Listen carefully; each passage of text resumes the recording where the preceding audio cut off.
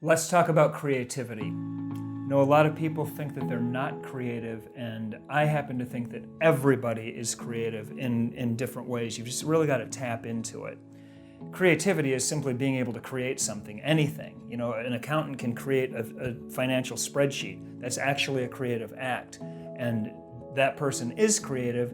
If they want to explore other ways that they can be creative, they might try cooking or they might try painting. Guaranteed, if you look for the things that fascinate you, that you really enjoy, you can find ways to be creative, even if you think that you're not.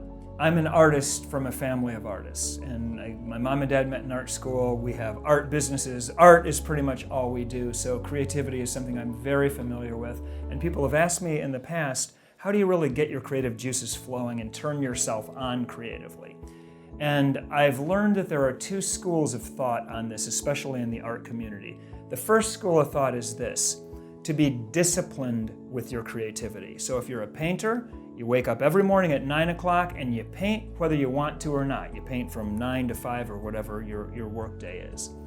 The second school of thought is you do creativity when you become inspired to do it and you wait for that inspiration to come. A lot of people will have long periods of time where they're sort of dry, and then all of a sudden, bam, that inspiration hits, and then it just pours out of them. I'm kind of a combination of both. One of the things I think is really valuable is for you to understand your daily rhythms, for you to understand what times of day or night you're most creative. So a lot of musicians, they don't even start to get creative until nighttime. They're night players, which I used to be like that when I was working on music full time. But now I'm not like that anymore. I'm doing more writing, and I found that first thing in the morning with my coffee, before anything else, that's my prime writing time. So I've literally blocked 2 to 3 hours out in the morning where I'm doing nothing else. That's my key creative time.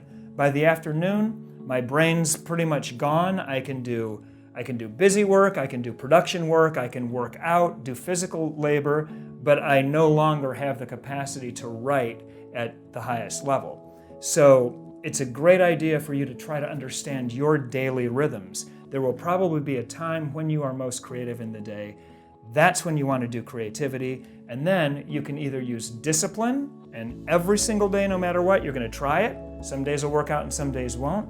Or you can wait for inspiration and let it flood you when it comes.